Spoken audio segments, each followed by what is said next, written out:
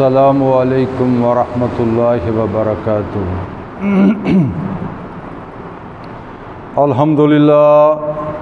अल्हम्दुलिल्लाहि वकफ़ा वस्सलामुन अला इबादिहिल्लज़ीना इस्तफ़ा अम्मा बाद फ़अऊज़ु बिल्लाहि समीइल अलीम मिनश्शैतानिर्रजीम।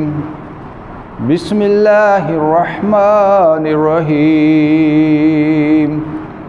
क़ाल अल्लाहु तबारक व तआला फ़िल क़ुरआनिल मजीद वस्साबिक़ूनल अव्वलूना मिनल मुहाजिरीन वल अंसारी वल्लज़ीना तबऊहुम बिइहसानिन रज़ियल्लाहु अन्हुम व रज़ू अन्हु वअद्द लहुम जन्नातिन तजरी तहतहल अनहारु खालिदीन फ़ीहा अबदा ज़ालिकल फ़ौज़ुल अज़ीम।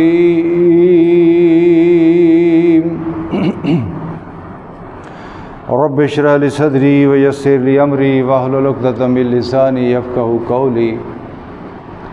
सुब्हानक ला इल्मा लना इल्ला मा अल्लमतना इन्नका अंतल अलीमुल हकीम। सूरा तौबा आयत नंबर 100 आपके सामने तिलावत की गई, जिसका मानी और मफ़हूम कुछ इस तरह है। और दीन में सबकत ले जाने वाले मुहाजिरीन और अंसार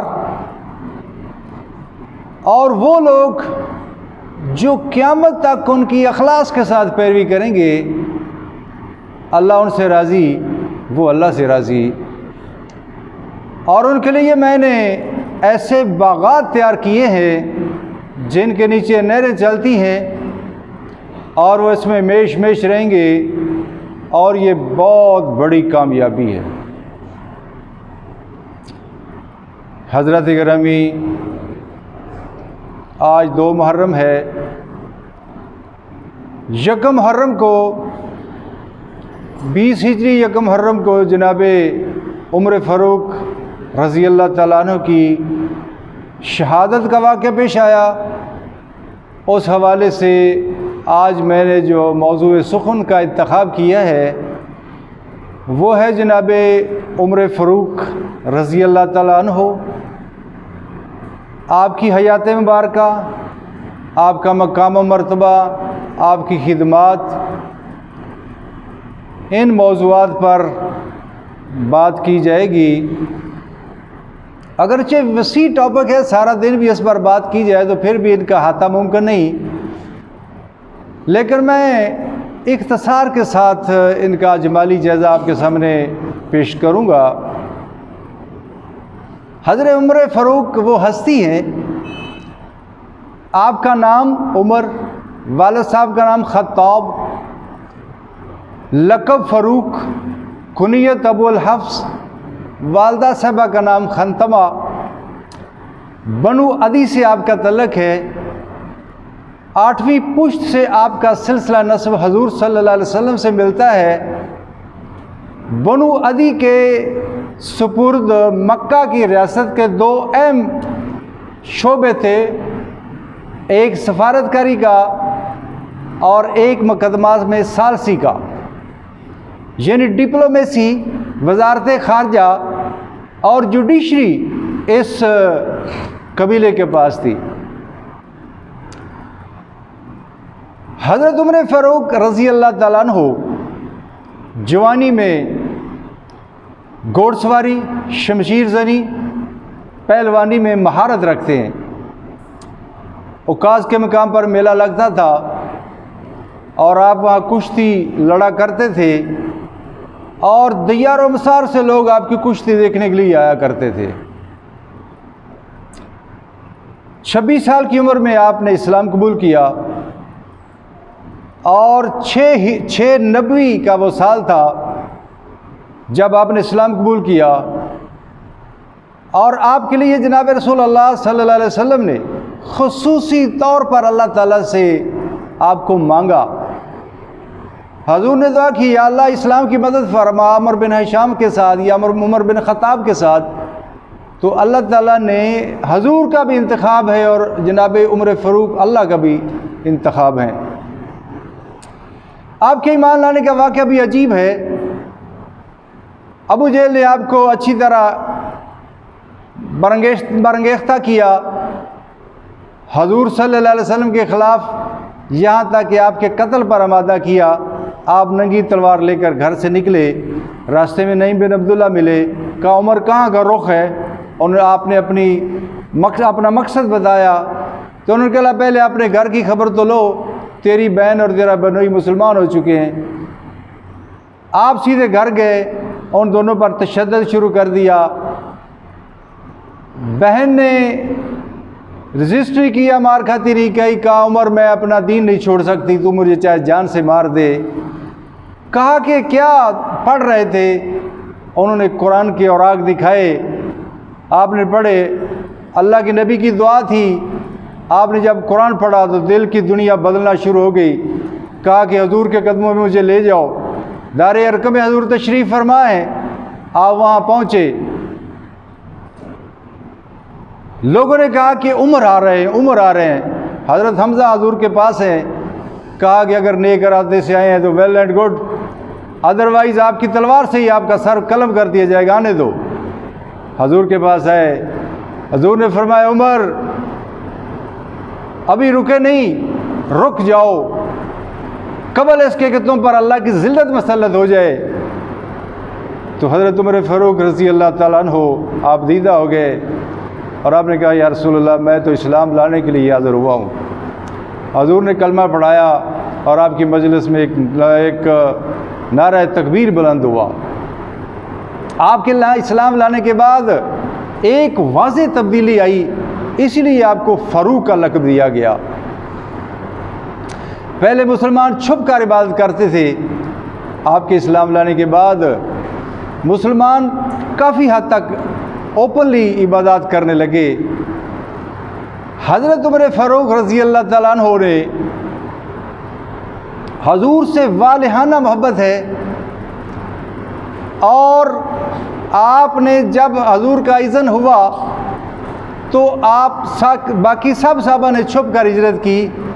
आप पहले बैतुल्ला गए, बैतुल्ला में 2 रकअत नमाज अदा की, उसके बाद ऐलान किया कि मैं उमर हिजरत करके जा रहा हूँ। अगर कोई चाहता है कि उसकी बीवी बेवा हो, उसके बच्चे यतीम हो, उसकी माँ उस पर रोए, तो आए आज मेरा रास्ता रोक के दिखाए मुझे। किसी को ज़रूरत नहीं पड़ी आपका रास्ता रोकने की। हिजरत करके आप मदीना तशरीफ़ ले गए, तमाम ग़ज़वात में आपने शिरकत की, और हर मौके पर हजूर के जो कुर्ब था आपका वो हासिल रहा। हजूर सल्लल्लाहु अलैहि वसल्लम के साथ आपका रिश्ता, आपकी बेटी हजूर सल्लल्लाहु अलैहि वसल्लम हफ्सा आपकी ज़ौजा मोहतरमा है, आप हजूर के ससुर भी हैं। आपने तमाम ग़ज़वात में शिरकत फरमाई, और जब हज़रत अबू बकर सिद्दीक़ रज़ी अल्लाह ताला अन्हु ने ज़माम इक़्तिदार संभाला तो आप उनके मशीर रहे, वज़ीर रहे। फिर जब अबू बकर सिद्दीक़ शदीद अलील हुए और उन्होंने देखा कि अब मैं जानबर नहीं हो सकता, तो आपने हज़रत उमर फ़ारूक का इंतखाब किया, आपको नामज़द किया, और एक वसीयतनामा लिखा लोगों के नाम। कहा लोगों, ये वो वक्त है जिस वक्त काफिर भी ईमान ले आता है, और मैंने उमर का जो इंतखाब किया है, मैंने अपनी ज़ाती पसंद पर नहीं किया, ना ही उमर मेरा कोई रिश्तेदार है।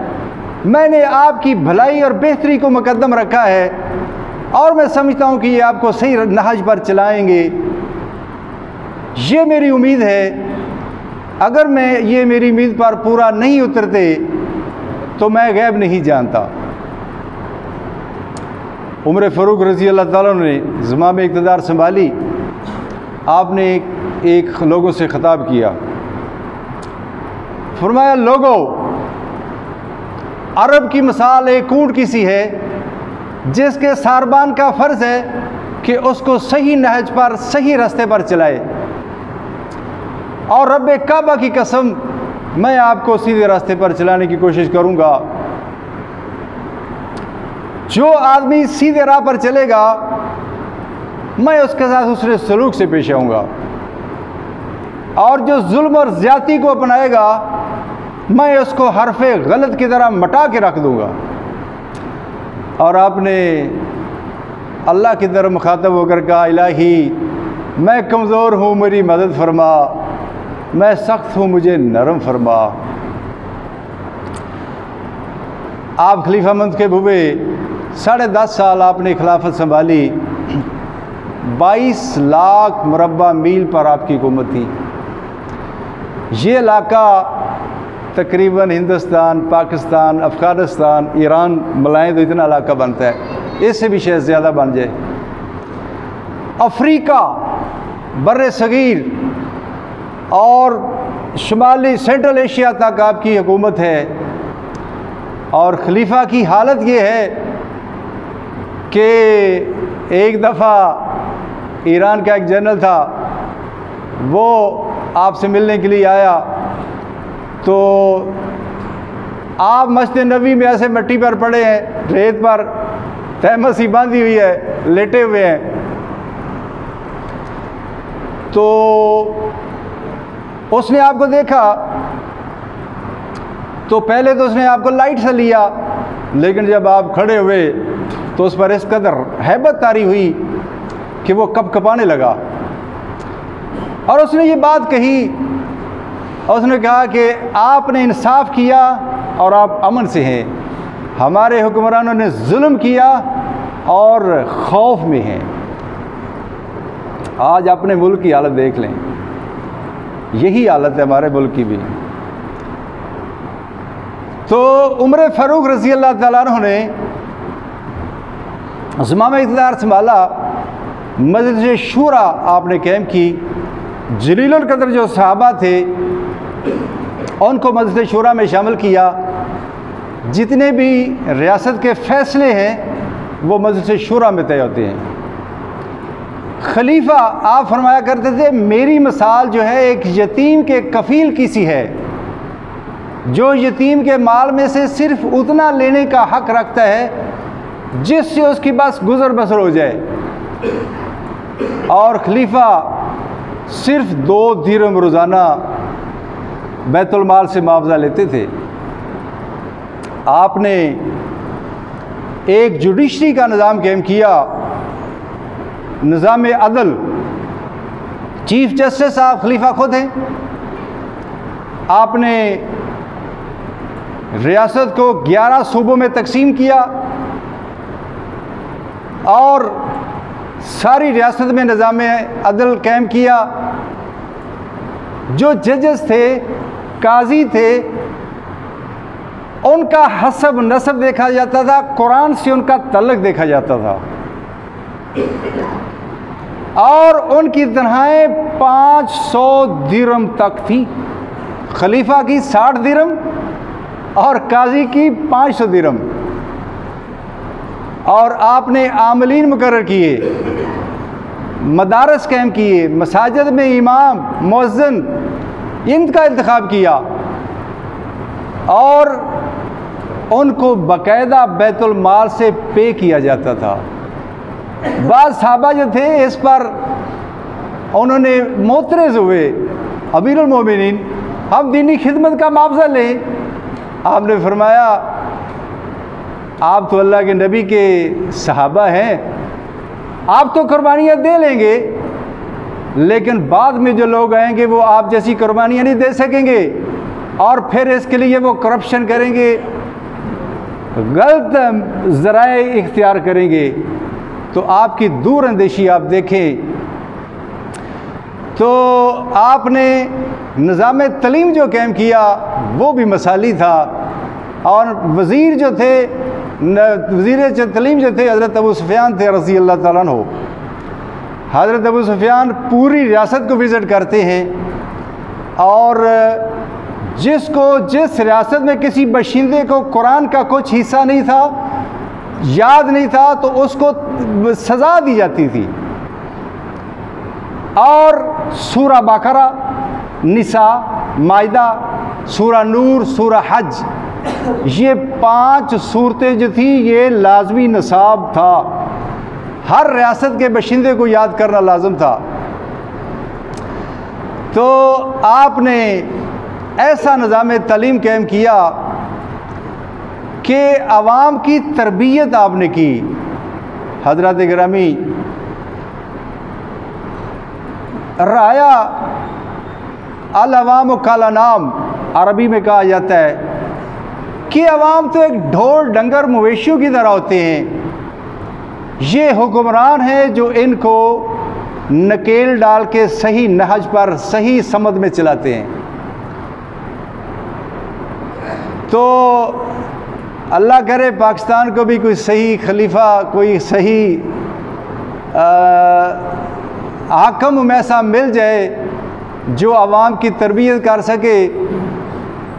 तो आपने जो निज़ाम कायम किया है, निज़ाम तालीम, आपने आवाम की बाकायदा तरबियत की है और आपने ज़राअत की इस्लाह की,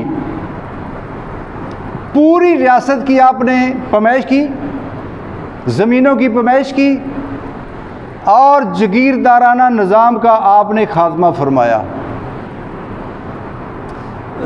आपने हुक्म जारी किया कि सिर्फ उतनी ज़मीन आदमी काश्त, जितनी ज़मीन उतनी कब्ज़े में रख सकता है जितनी वो काश्त कर सकता है।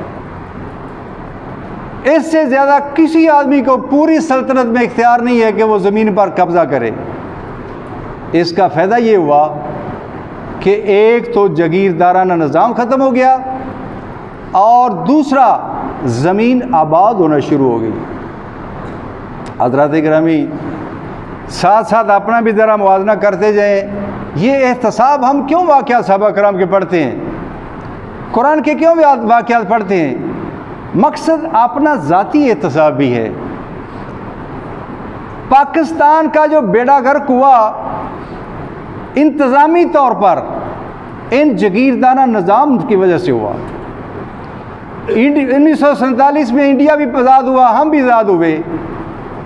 इंडिया ने जागीरदारा निज़ाम को ख़त्म किया और वहाँ का निज़ाम हुकूमत आप देख लें कि कितना मुस्तहकम है और आज तक वहाँ मार्शल लॉ नहीं लगा। और हमारा जागीरदारा निज़ाम तब से अब तक कायम है और पता नहीं कब तक ये रहेगा। और सारी जो खराबियों की जड़ जो है वो यही, मैं तो इस निज़ाम को कहता हूँ। ये चंद लोग हैं जिनके हाथ में पूरे मुल्क का सरमाया है, पूरे मुल्क के वसाइल हैं और वो कुछ ताले ज़मा को के साथ मिलकर ज़माम इक़्तिदार अपने हाथ में ले लेते हैं और फिर इस आवाम को वो रगड़े देते हैं कि आवाम चीखती चिल्लाती है, कोई इनका पुरसाने हाल नज़र नहीं आता।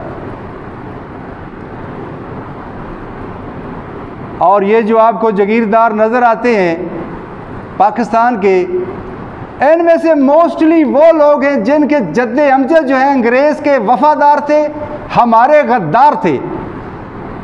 उनकी गद्दारी, अवाम के गद्दारी के सिले में उनको रियासतें मिली थी, उनको जगीरें मिली थी और उनकी सरिश्त में बेवफाई लिखी हुई है। और हम उनसे उम्मीद रखते हैं कि ये जनाब हमारे वज़ीर बन के और गवर्नर बन के ये हमारी इस्लाह कर देंगे। हमको उनसे है वफा की उम्मीद, जो नहीं जानते वफा क्या है। तो हज़रत उमर फ़ारूक रज़ी अल्लाह ताला अन्हु ने इस जागीरदाराना निज़ाम का ख़ात्मा फरमाया, अदलिया को इंतज़ामिया से अलग किया। आप देखें, किसी भी हुकूमत के लिए, किसी भी रियासत के लिए ये बुनियादी चीज़ होती है कि अदलिया और इंतज़ामिया और अदलिया अलग हो।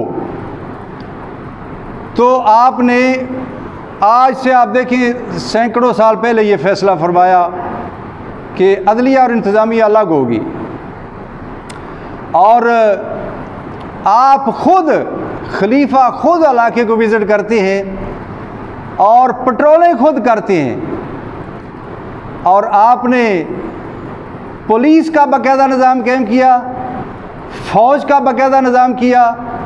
इससे पहले फ़ौज बाकायदा नहीं थी, आपने बाकायदा फ़ौज कायम की, उनके सेंट्रल भर्ती के मराकज़ कायम किए, फ़ौजियों को ख़ास हदायत थी, ये मूव करेंगे, जुमे वाले दिन इनका स्टे करना लाजमी होता था। और फ़ौजी के लिए ज़रूरी था कि वो पैदल चलेगा, कुछ मील पैदल चलेगा और बग़ैर जूते के भी चलेगा, चलने का भी उसको आदी बनाया गया। ठंडे पानी से उसको नहाने का कहा गया, गर्म पानी से नहाने का भी पाबंदी थी, गर्म पानी नहीं यूज़ करना। और गवर्नर जो आपने मुकर्रर किए उनके लिए भी हदायत थी कि गवर्नर जो था, अमीर जिसको कहा जाता था, आज के हमारी इस्तिलाह में वो गवर्नर कह लें, उसके लिए पहले ये इंतखाब उसका किया जाता था कि कुरान से इसका कितना ताल्लुक़ है।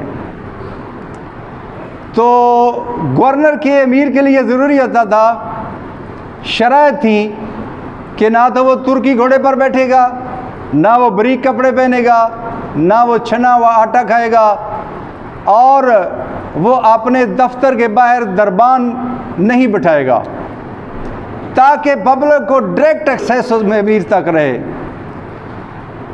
तो इसी तरह आपने शहर आबाद किए, बसरा, कूफा, मूसल, फिस्तात, शहरों की शहर आपने आबाद किए। नहरें निकाली, स्यूज़ कैनाल, नहर सुएज़, ये आपने दरिया नील को बहरा कुल्ज़म के साथ मिलाया और 80 साल तक ये नहर चलती रही। उसके बाद मिट्टी की वजह से बंद हो गई। इस तरह नहर अमीरुल मोमिनीन अबू मूसा आशरी, ये नहरें आपने बनाई और हर लिहाज से इस कदर इनकम बड़ी रियासत की कि सारी रियासत के आपने जो बच्चा पैदा होता था उसका वजीफ़ा मुकर्रर कर दिया जाता था। मेरे एक दोस्त थे डेनमार्क में से, वो आए, वो कहने लगे कि वहाँ एक बच्चा जो पैदा होता है तो उसका वजीफ़ा लगा दिया जाता है, उसका नाम ही उम्र फ़ारूक से मनसूब है। एक दफ़ा आप कहीं गुज़र रहे थे तो बच्चे रो रहे हैं, आपने कहा उसकी माँ से कि इनको दूध पिलाओ। उन्होंने कहा भाईजान आप जो अपना काम करो, अमीरुल मोमिनीन उमर रोस ने ये ऐलान किया हुआ है कि बच्चा जब तक दूध नहीं छोड़ेगा उसका वजीफ़ा नहीं मुकर्रर किया करेंगे। तो मैं इसको कुछ खाने के लिए, मैं इसको दूध नहीं पिला रही ताकि ये कुछ खाए पिए इसका, ताकि वजीफ़ा लगे। तो आपने अपने आप को मलामत किया, उमर पता नहीं कितने बच्चों को तूने हलाक किया होगा। तो फरमाया आप आर्डर जारी कर दिया, आज के बाद जो बच्चा पैदा होगा उसका वजीफ़ा मुकर्रर। अब आप अपनी हालत भी देख लें, हमारे यहाँ जो बच्चा पैदा होता है वो लाखों करोड़ों का मकरूज़ होता है। तो उमर फ़ारूक रज़ी अल्लाह ताला अन्हु ने इस तरह हुकूमत की कि कफ़ार और मुशरिकीन भी आपके हुकूमत के मुतरफ़ हैं। तो ये बात जो थी ये गैरों को कब बर्दाश्त होती थी? आपके दौर में उस वक्त रूबे ज़मीन पर दो बड़ी ताकतें थी, एक फ़ारस जिसको ईरान कहा जाता है और दूसरा सल्तनत रूमा। ये दोनों सल्तनतें आपके दौर में फतह हुई और वो आपसे डायरेक्ट इंतकाम नहीं ले सके, लेकिन उन्होंने आपको शहीद करने के लिए प्लान किया। एक कमबख्त अबू लुलू फ़रोज़ को तैयार किया। वो हज़रत मुगीरा बिन शुअबा रज़ी अल्लाह ताला अन्हु का ग़ुलाम है, ईरानी नस्ल है। वो आपके पास शिकायत लेकर आया, कहा कि अमीरुल मोमिनीन मेरा आका मुझसे ज़्यादा टैक्स लेता है। आपने फरमाया क्या टैक्स है? कहा जी डेली 2 दिरहम है। फरमाया क्या काम करते हो? कहा जी मैं पंचक्की बनाता हूँ, नक्काशी का काम करता हूँ। आपने फरमाया टेक्निकल हैंड है, उस लिहाज से कुछ ज़्यादा नहीं है। और कहा कि मुझे भी कोई पंचक्की बना के दो। उसने कहा अमीरुल मोमिनीन आपको तो ऐसी पंचक्की बना के दूंगा जिसकी सारी दुनिया में धूम मच जाएगी। आप साहिब बसीरत हैं। आपने फरमाया इसने मुझे कत्ल की धमकी दी। लोगों ने कहा कि इसके खिलाफ एक्शन ले। कहा जब तक ये एक्ट नहीं करता मैं इसके इरादे पर कैसे एक्शन ले लूँ। आपको नमाज के दौरान उस कमबख्त ने आपको हमला कर दिया और 6 खंजर के कारी, जहर आलूदा खंजर के कारी ज़रब लगाई और यकम मुहर्रम 24 हिजरी को आप शहीद हुए। हज़रत गिरामी, बस आखिरी एक दो बातें मैं आपसे गोशगार करता हूँ। जो दोस्त बाद में आए हैं, मैंने सूरह तौबा की आयत नंबर 100 पढ़ी है, तिलावत की है, जिसमें अल्लाह पाक ने सहाबा और अंसार और मुहाजिरीन की तारीफ़ फरमाई और फरमाया क़यामत तक जो उनकी इत्तिबा करेंगे मैं उनसे राज़ी और वो मुझसे राज़ी होंगे, जिनको जन्नत में दाखिल करूँगा। सबसे बड़े औलिया अल्लाह अंबिया कराम हैं, उसके बाद आपके सहाबा हैं। सही बुखारी में रवायत है, अल्लाह के नबी सल्लल्लाहु अलैहि वसल्लम ने फरमाया, मन आदली वलियन फ़क़द अज़नतहु बिल हर्ब, जिसने मेरे दोस्त मेरे वली के ख़िलाफ़ बुग़्ज़ रखा, दुश्मनी रखी, मेरा उसके साथ अल्लाह ने जंग है। और बाद नाम नहाद मुसलमान सहाबा से, ख़ुसूसन खुलफा राशिदीन में 3 सहाबा से बुग़्ज़ रखते हैं। अल्लाह के नबी सल्लल्लाहु अलैहि वसल्लम ने फरमाया, मन सब्बा सहाबी फ़अलैहि लानतुल्लाहि वल मलाइकति वन नास अजमाइन, जिसने मेरे साहबी को गाली दी उस पर अल्लाह की लानत, फरिश्तों की लानत, तमाम लोगों की लानत। तो अल्लाह ताला से दुआ है कि जो सहाबा से दुश्मनी रखते हैं अल्लाह उनको हदायत नसीब फरमाए। अपना नुकसान करते हैं वो हस्तियां हैं खुदा की कसम जिनका कुरान मुतरफ है, और आज भी ये हकीकत व असर मन शम्स है कि हजूर सल्लल्लाहु अलैहि वसल्लम के आप पहलू में दफन हैं और उस मकाम पर दफन है जिस मकाम के बारे में अल्लाह के नबी ने फरमाया कि मा बैन मिंबरी व बैती रोज़तुम मिन रियाज़िल जन्ना, मेरे मिंबर और मेरे घर के दरमियान ये जो एक टुकड़ा है, ये जन्नत के टुकड़ों में से बाग, जन्नत के बागों में से एक बाग है। जनाब अबू बकर सदीक, जनाब रसूलुल्लाह, जनाब उमर फ़ारूक रज़ी अल्लाह तआला अन्हुम, आप उसी मकाम पर तशरीफ़ फरमा है।